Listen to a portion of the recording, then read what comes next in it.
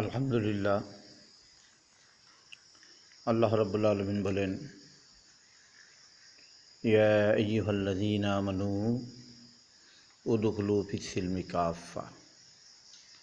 আল্লাহ রাব্বুল আলামিন ডাক দিয়ে বলতেছেন, পৃথিবীর বুকে এত মানুষ, এত বুদ্ধিমান, এত জ্ঞানী গুণী, এত সব কিছু থাকা সত্ত্বেও, এত জালেম রাজা, এসব থাকা সত্ত্বেও আল্লাহ রাব্বুল আলামিন তাঁর কালামে পাকের ভিতরে মধুর সুরে তাঁর মুমিন বান্দা এবং বান্দীদেরকে আল্লাহ দাওয়াত দিতেছে, ইয়া আইয়ুহাল্লাযীনা আমানু উদখুলু ফিস-সিলমি কাফা।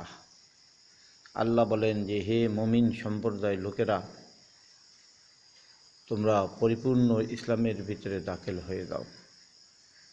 একবার পরিপূর্ণ, একটু করলাম আর একটু করব না, একটু হলাম না, এটা না, পরিপূর্ণ ইসলামের ভিতরে দাখিল হয়ে যাও। এখন ইসলাম কাকে বলে? রাসূলুল্লাহ সাল্লাল্লাহু আলাইহি ওয়াসাল্লামের কাছে প্রশ্ন করেছিল মুশরিক, মুনাফিক ইত্যাদি যারা ছিল, তারা দা আল ইসলামু মা হুয়া, ইসলাম কী জিনিস? জনাবে মুহাম্মদ রাসূলুল্লাহ সাল্লাল্লাহু আলাইহি ওয়াসাল্লাম বলেছিলেন যে ইসলাম হচ্ছে একটা শান্তির ধর্ম, যেই ধর্মের ভিতরে মানুষের কোনো কষ্ট, দুঃখ, কোনো কিছু থাকতে পারে না, এবং যেই ধর্মের ভিতরে সবচাইতে এমন এই জিনিসগুলো বিরাজ করছে যার ভিতরে আল্লাহর রহমত রয়েছে। এবং আল্লাহ রাব্বুল আলামিন অন্যত্র কালামে পাকের ভিতরে বলেন, ইন্নাদ-দীনা ইনদাল্লাহিল ইসলাম। আল্লাহর কাছে একটা মাত্রই দিন এবং ধর্ম, সেটি হচ্ছে ইসলাম। আর যতগুলো ধর্ম আজ পৃথিবীর বুকে রয়েছে সব বাতিল। আল্লাহ সব ধর্মকে বাতিল করে দিয়েছে। একমাত্র ইসলাম ধর্মই ধর্ম, আর কোনো ধর্ম নেই। যারা এই সমস্ত ধর্ম করে, সনাতন ধর্ম, এ ধর্ম, সে ধর্ম, খ্রিস্টান ধর্ম, যা কিছু আছে, খ্রিস্টান ধর্ম হযরত ঈসা আলাইহিস সালাতু ওয়াস সালামের নাম নিয়ে চলতেছে। তারপর ওটা এখন বাতিল। আমাদের এটা মানতে হবে যে আমাদের একজন নবী ঈসা আলাইহিস সালাতু ওয়াস সালাম ছিল, এটা আমাদের স্বীকার করতে হবে। যদি আমরা স্বীকার না করি, তাহলে আমরা উদখুলু ফিস-সিলমি কাফা, আমরা পরিপূর্ণ ইসলামের ভিতরে প্রবেশ করতে আমরা পারলাম না। তবে এই জামানার যুগ জামানায় যে সমস্ত বড় বড় শত্রু ইহুদিরা, যারা এই জামানার বড় বড় শত্রু মুশরিকেরা, এদের ধর্মের ব্যাপারে আমাদের কাছে কোনো কিছু লেখা নেই, এটা কোনো ধর্মের ভিতরে পড়ে না।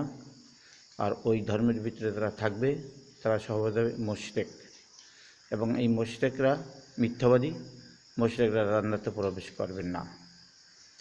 যাই হোক, আমাদের মুহাম্মদ রাসূলুল্লাহ সাল্লাল্লাহু আলাইহি ওয়াসাল্লামের কাছে যখন প্রশ্ন করেছিলেন, জনাবে মুহাম্মদ রাসূলুল্লাহ সাল্লাল্লাহু আলাইহি ওয়াসাল্লাম এক কথায় উত্তর দিয়ে দিলেন, আল ইসলাম লা ইলাহা ইল্লাল্লাহ মুহাম্মাদুর রাসূলুল্লাহ সাল্লাল্লাহু আলাইহি ওয়াসাল্লাম বলেন যে একমাত্র আল্লাহকে স্বীকার করা, আর আমি মুহাম্মদ সাল্লাল্লাহু আলাইহি সাল্লাম আল্লাহর প্রেরিত রসুল, আমাকে বিশ্বাস করা।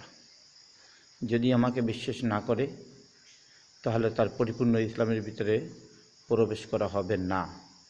কারণ আল্লাহর নবী হচ্ছেন আমাদের একটা মাধ্যম। এই মাধ্যমের মধ্য দিয়া আল্লাহকে আমাদের চিনতে হয়।